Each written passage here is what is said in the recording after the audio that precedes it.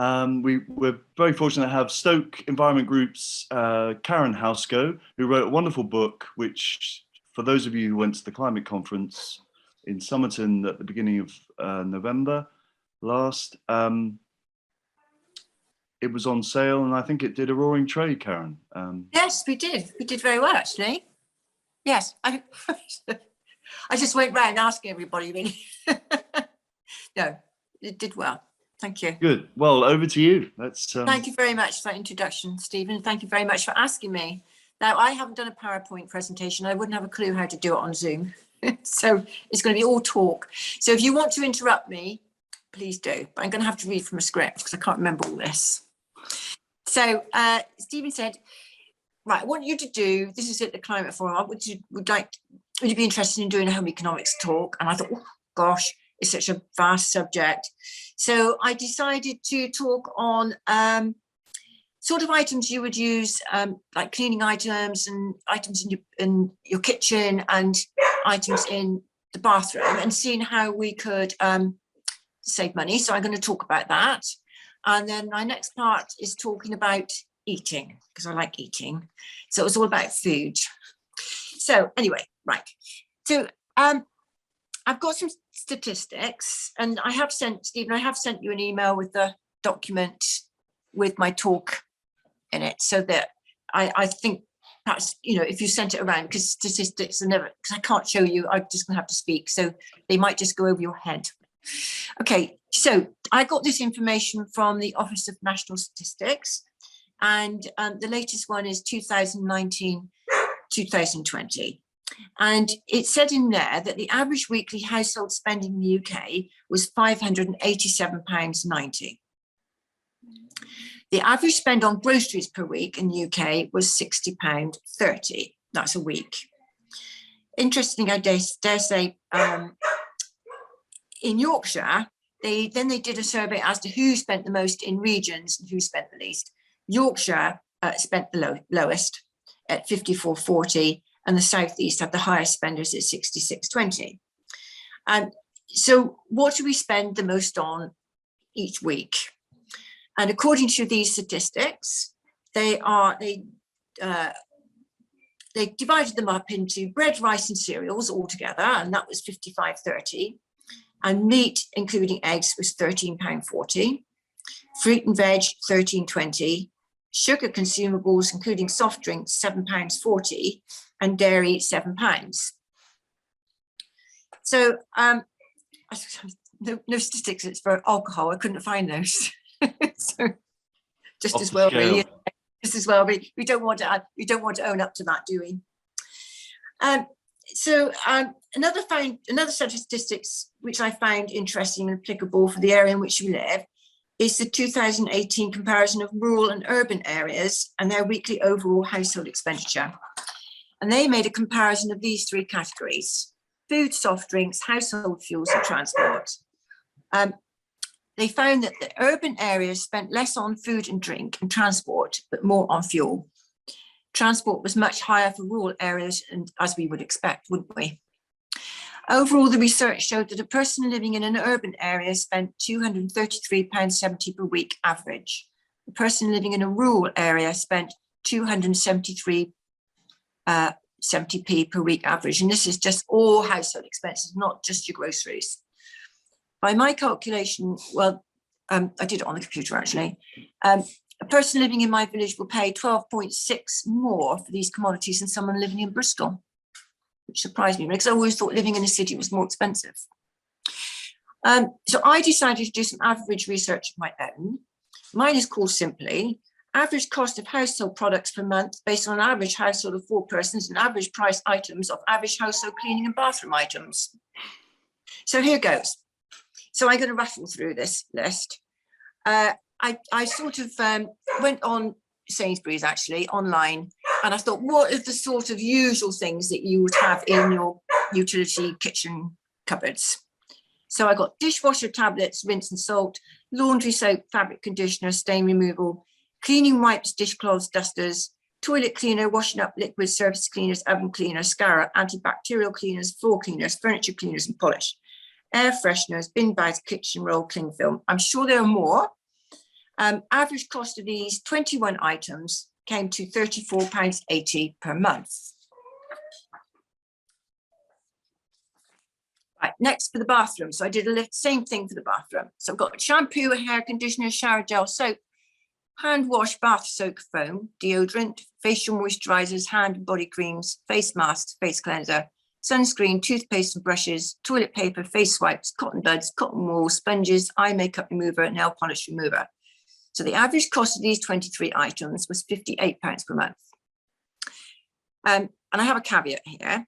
I have not included sanitary products, personal hygiene, birth control, makeup or shaving products, as these had too many variants for me to tackle, because I guessed that some households may be all female or all male or a mixture of any gender.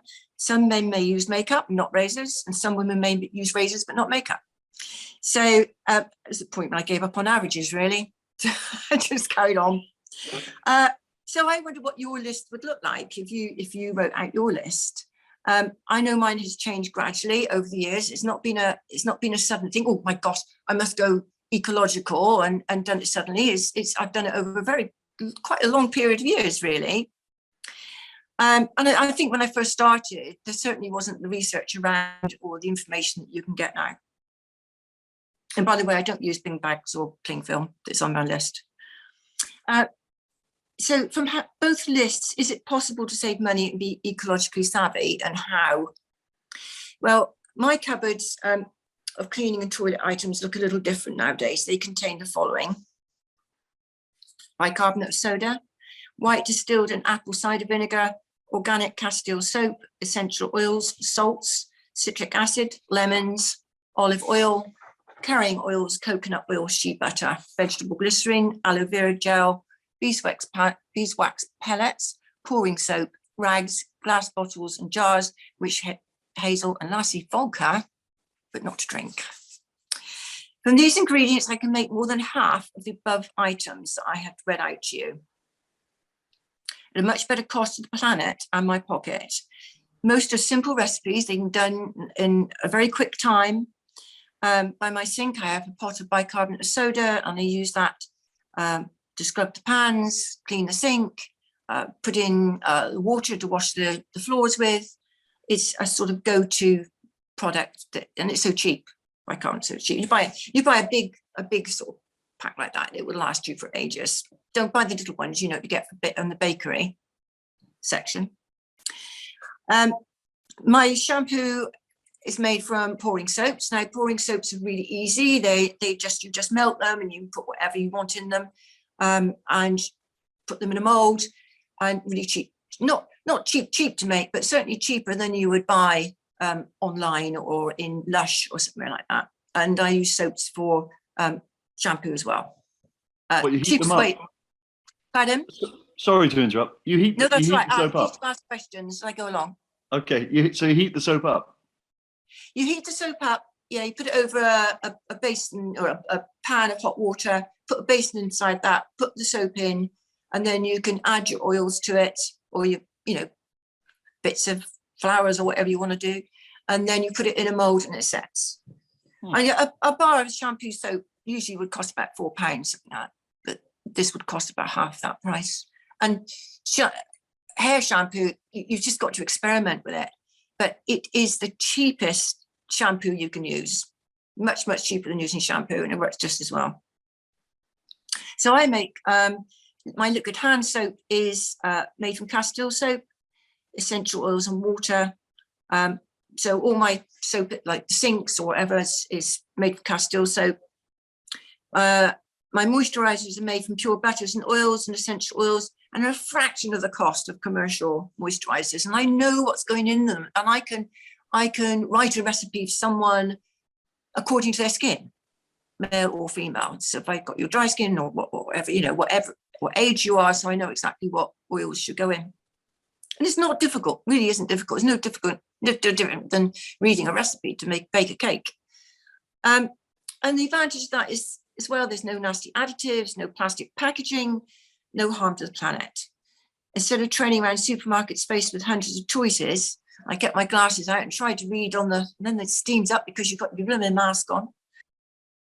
Karen has produced an amazing book. I've seen, booklet. yes, I've seen the booklet. Yes, So how do people... I think that's at the moment where things are. I think I want to start a blog. I think you Yes, should. it would be good, Karen, please. I think you need to, Karen. I think I haven't thought about it. There's untapped potential.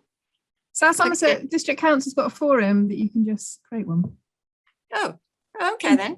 Perhaps you could I'll help you. copy the link into me or something. Yes, I'll do that. Yeah, thank you very much. Thank you, Cara. Right, I'm going to tell you a little story. I have 3 grandchildren, and one's a girl, she's 9, and the 2 boys are 6 and 5. And I asked, my daughter said to me, they'd made their Christmas list. And she said, you never guess what the 2 boys put on their Christmas list. They put on a bottle of Febreze. I said, why on earth would they want a bottle of Febreze? And she, I just don't understand it. Febreze, please, they wrote. And it's because she said they'd seen an advert in the boys' room that when they'd sprayed the room suddenly became very sparkly and clean. And they thought that was going to happen if they got it. So they wouldn't have to clean their rooms. Bless them. Oh. So that is sort of leading on to the power of advertising. And although I make a lot of those things and a lot cheaper price, I mean, it does take time, but not that much time. You get into the routine of doing things. Okay, so I can't make toilet paper, cotton buds or toothbrushes, obviously. And of course, if you buy ecologically friendly products, you will have to pay more. And I've been on some of these sites and some of the stuff is really, really expensive. So you have to look at Lush is quite good, actually. They're not too bad for prices. And of course, you have to check the product is what it claims to be, because there's this new thing called greenwashing. It's been going on for quite some time, which will tell you one thing, but it's usually hiding something else that is not at all ecological. It's things like Cairns, I noticed, had advertised these very, very healthy snacks, but they were using palm oil and it wasn't sustainable palm oil. So, they say, and then they say, 25% less sugar, but it didn't tell you how much sugar they'd used in the first place. So 25% of what? So you have to be really careful on this, what they call, new tag word, greenwashing, hiding eco-naughties. You may remember the list I had rags. This eliminates even more from my list to buy it. My handkerchiefs, dusters, and old clothes, all torn up, cut up, kept, and I use those for rags. So nothing like J-cloths or anything like that, or wipes, terrible things. My motto is never ditch anything into the grave of waste pollution without asking it if it can have a second life. You can be quite mean, actually, My second subject is about eating. I love good food, and we're all good cooks in our family. My daughter, she teaches, she has workshops and teaches cooking and baking and all sorts of things. And my son, he got shortlisted for the chef program. What is it? The other day. Right. So, what do I mean by good food? Healthy, organic, homegrown, in season, sustainably and ethically sourced with minimum carbon footprint. And of course, got to be tasty as well. If you can remember back to all those figures I gave you at the beginning, anybody remember them? Food and drink is the 3rd largest expenditure in a household. And one we can thankfully cut costs by careful planning, budgeting, and rethinking about what we eat and buy. Not only will you save money, you'll be healthier and be more environmentally kind. I'm not advocating a Spartan, boring, bland diet with just beans. I get excited over, because I have a box of organic vegetables delivered to me, and I get really excited about this box coming. It's pathetic, I know, but I just think, what can I cook with that? So for me, I do love vegetables. So let's take my criteria one by one. Right, 1, healthy, low fat, low sugar, low alcohol. Well, that speaks for itself, doesn't it? But then maybe if you've been out the night before, perhaps, the guilt and right, 2, organic. I swear it tastes better. And I'm not afraid to eat a bit of earth in my vegetables. And I'm not afraid that I'm eating any pathogens or carcinogens when I eat my vegetables either. Homegrown. Last year I tried my best. I've not lived here that long, and my son-in-law, he made me a nice raised bed, and I put in two lots of purple sprouting broccoli, which I should be eating now. Both lots. Rabbits, butterflies, squirrels, my dogs, it could have been anything at them. I actually saw one of my dogs felling a sweet corn, which was, I suppose about 3 foot high. And I was out there and she was chewing it, it went like that. Anyway, yes, I did get a plate of my own vegetables, and they were delicious. In season, use your farm shops. Say I have a delivered box. I use Plowright from Bridgewater Way. And because I thought I'd use someone quite small and local. And I find the best tasting and the most nutritious vegetables and fruit would be those that have travelled the least distance. Not wrapped in plastic, shipped or flown, or retail for looks rather than taste. Sustainably and ethically sourced. This is a really important thing for me. And I know the previous speaker was talking about the ethical magazine, which I use, because I think you can get, it's a brilliant magazine to have, ethical consumer. It sort of points you in the right direction. And supermarkets are driven by profit. We all know that. Very often local growers and workers labour long hours for scandalously low wages, and their workers' rights are abused. Behind some of the largest companies hides corrupt practices. Cocktails of pesticides, herbicides and chemical fertilizers are used that cause ill health, especially in children. Viruses are constantly attacking monocrops such as bananas, much like Ireland's potato blight famine in the mid-19th century. Critically, local rainfall patterns have changed in areas of deforestation.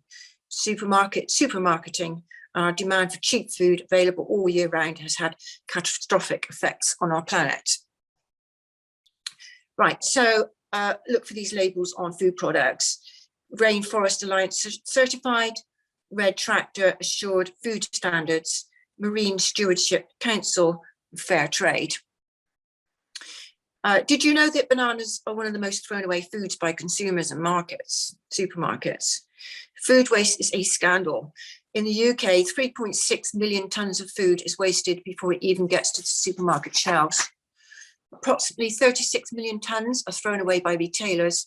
As much as 50% of food in the world is wasted every year. That is 2 billion tonnes. So how do we save money on groceries? I mean, considering, the cost of living is going up, so I think it's important to really think about how you're going to spend your money. I plan what I'm going to do. So I started this last year and actually works very well. So what I did is like a stock check of all my larders and my fridge. So I got a stock check of all my store cupboards and then all of the fresh foods as well. And I've written that all down in the book. Everything that I am going to eat is written in that book. And then I work out, when I was doing the stock checking, I said, why have I got 5 sorts of pasta? I do not need 5 sorts of pasta.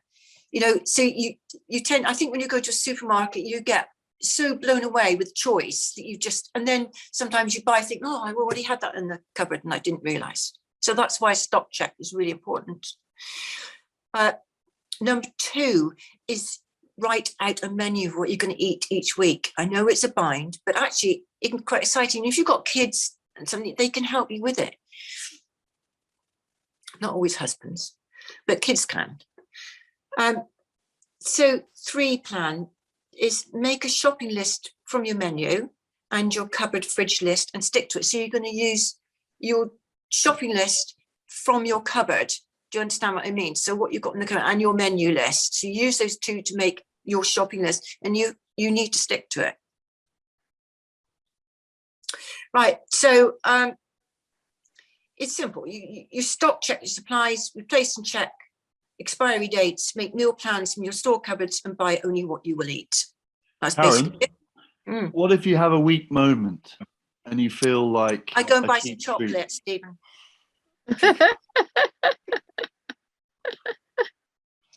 I went to the garage today in Langport to get some petrol. And you know, it's like, I said, oh, you've not got any mint arrows? And she said, oh no, you haven't got any in. I said, I'll just have 2 of those cream eggs then. You're absolved. Thank you. Wicked, really. And I had fish and chips last night. Anyway, no, I think everybody deserves a treat now and again. Right. Next, more tips on saving money. So these are sort of like little tips, and some of these I've got in the book, so I thought I would mention some of them. Cut back on meat. Some are pretty obvious, aren't they? Go vegetarian, vegan once or twice a week. I mean, some of you might be that already. Beans and grains are far cheaper, or bulk out your meals with these staples using less meat than usual. Have the meat meal. Grow fruit and veg that are the most expensive to buy. For example, you could grow blueberries or aubergines because you know they're going to cost a lot of money. Herbs are easy to grow in the smallest area. Start a compost heap or buy a wormery. I've just bought one actually to put my dog poo in. I'm not going to put that on the vegetable garden. Well, not straight away. No, no, even when it's done, you can't put it in. You put it on your flowers because you don't eat your flowers. Freeze leftovers. Okay, sorry. Go on. I once knew a woman had half French in her, and my dog would go to her garden to do some work, and my dog would often, evacuate, and she always asked me to dig it in. Did you? Yep, which I did. But not in the vegetable garden. No, in the herbaceous border, I believe. Yeah. Sorry. Right, where did I get to? Freeze leftovers and gluts, make jam, chutney, pickles. Learn how to use herbs and spices. They are the essential accessories to your plate. I was thinking about Patsy on Ab Fab when she was on the TV that time, and that when they asked her what the proper accessories were. I don't even watch Ab Fab. Try to shop as locally as possible, saving money on fuel, or order online. Consider starting a communal fruit and veg garden in your area. Eat less so you can eat better quality. And since electricity will be soaring in price, here are a few savers for those. Buy a slow cooker, use a microwave, batch, bake, cook, double portions, one to eat now, the other to freeze or eat tomorrow. Make soups, cheap as chips, but much healthier. Plan to fill your oven, not with just one jacket potato. Defrost food before putting in the oven. Cook multiple vegetables together and chop them small for quicker cooking. Home cook as much as possible. Cheaper than takeaways or processed meals and healthier too. Even if you do add a dash of cream and a splash of wine to your beans. So that's about it really. I've got here, I believe there's nothing unhealthy about the odd bar of chocolate, cream cake or glass of wine or banana if it makes you feel better, but not all at once. And I'll tell you what about, let's give us all a recipe, because you've clearly got some gastronomic genes. Let's have a tasty vegetable dish. I'll give you a recipe which was disastrous, and I'll tell you why in a minute. So I made a black bean base. So I used black beans, and I put lentils in it, and I put tomatoes and miso paste, and some really nice grated carrots. I was really super. On top of that, I put butternut squash and potato mashed together. So I spread that over the top, like a cottage pie, without meat. And then on top of that, I put cashew nut butter, dolloped that on the top. It was just, it was fabulous. And so I got one meal out of it. This is enough because I'm on my own now. So I thought, well, I've got at least 4 meals there. And I took the puppy up the wreck. We've given her a little bit of training up the wreck. When I got back, one of my dogs had eaten it all.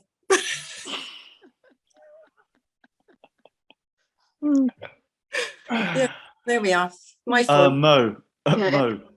I used to have an allotment. I was so proud one year because I had 40 sweet corn growing. Each had 2 or 3 sweet corns on them, and they were magnificent, but they weren't quite ready. Okay, so I left them another week. When I went to take one to test it, the rats had had the lot. Oh, the rats. I was going to say earwigs. No, rats, because my allotment was next to an allotment where they kept chickens. And they obviously had rats, and all my magnificent sweet corn, because I'd had good sweet corn the year before, but that year I planted twice as many, thinking, oh, this is a good crop. Lost the lot. I know. It's sickening. Gutting. Yes, it is, because you put so much love and hard work into it, don't Absolutely. you? I mean, It's I like must have bringing had up some very, babies. I must have had some very healthy rats up there. I wonder whether that's how the Kentucky Fried Chicken franchise started, because they go big on sweet corn as well, don't they? Yeah. And coleslaw. Yeah. That was so funny, though. My lovely sweet corn. Oh. Thanks for that, Mo. Any questions? Well, I'll send the. I've asked a few. But I'll send the document you sent me round, Karen. That was wonderful. Thank you very much. Good. In sort of political campaigning terms, I would describe you as a trusted communicator. I don't know whether. I tell you what, I'm waiting for an ethical aisle. They have a gluten-free aisle. Why can they not have in supermarkets an ethical aisle? That's my next campaign. Okay. Yeah. Well, I think the forum would love to support something like that. Definitely. Thank you very much for asking me anyway. Okay. Well, it's a pleasure.